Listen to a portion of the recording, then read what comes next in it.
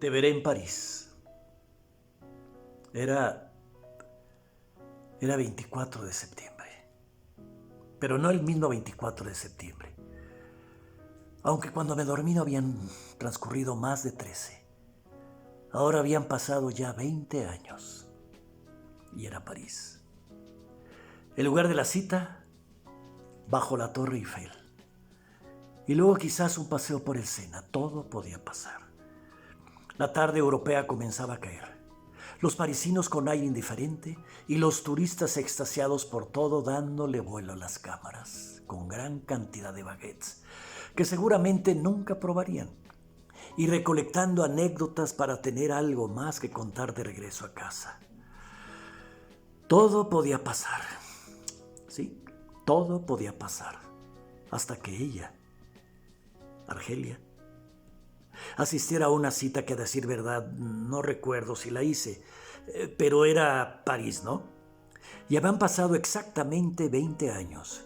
Y como tiempo atrás, en un lugar muy distante, allá brincando el charco en un viejo edificio de una secundaria pública, había magia. Como cuando le hablé por primera ocasión. No, los poemas vinieron después.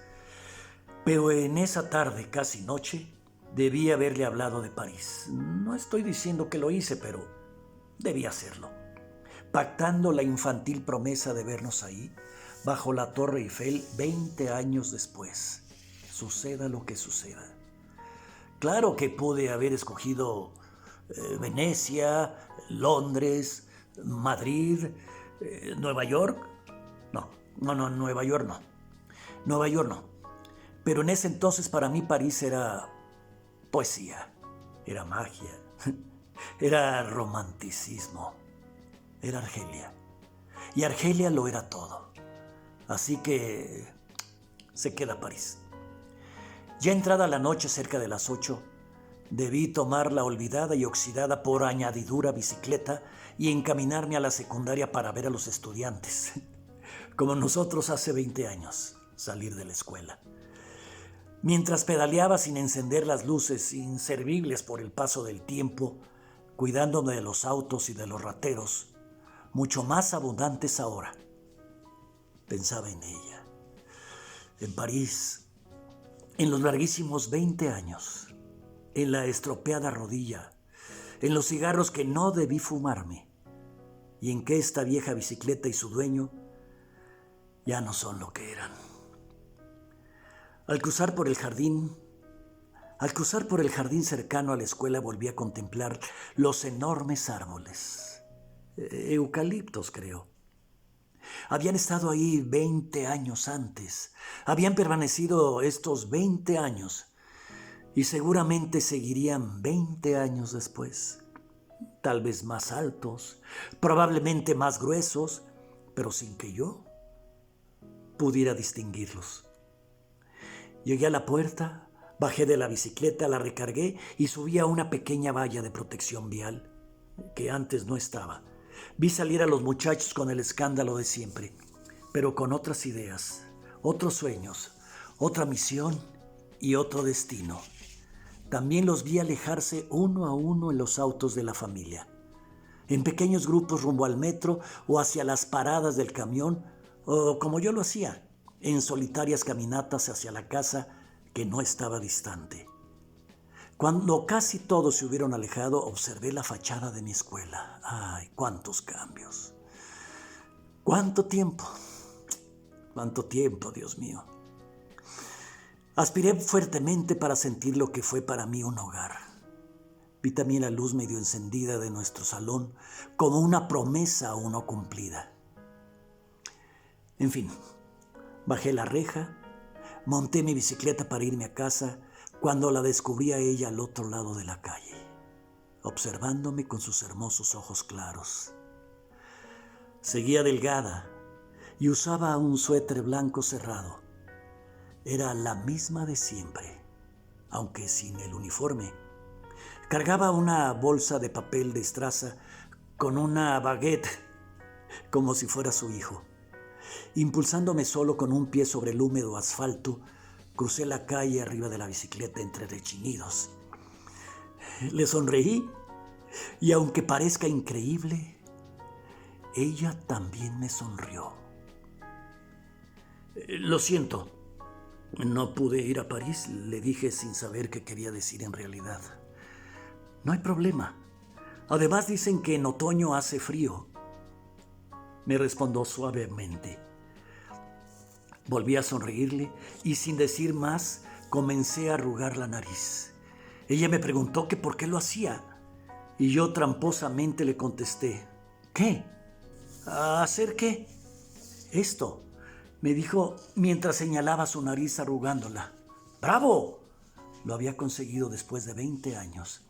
La pude ver como en la foto de su credencial de la secundaria. Supongo que les parecerá algo estúpido, pero creo que es algo sobre la memoria romántica de la que habla Kundera. Me platicó que había estudiado historia, que daba clases, me habló de sus hijos, de su esposo.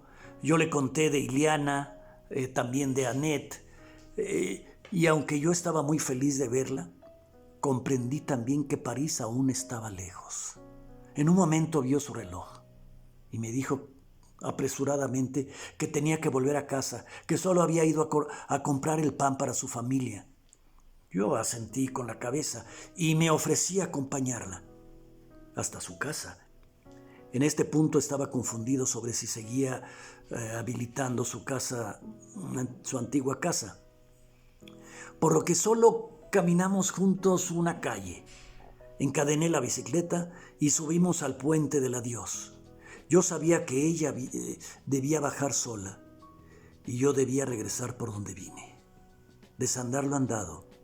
Pero mientras cruzábamos el puente, al sentirla ahí, tan cerca, al percibir los reflejos de la luna sobre su cabello y el desfile interminable de las luces de los autos acercándose y alejándose, de un lado rojas, del otro lado blancas, y el murmullo de las 1000 voces de la noche hablándonos, haciéndonos nuevamente sus confidentes, diciéndonos que estos 20 años valieron la pena.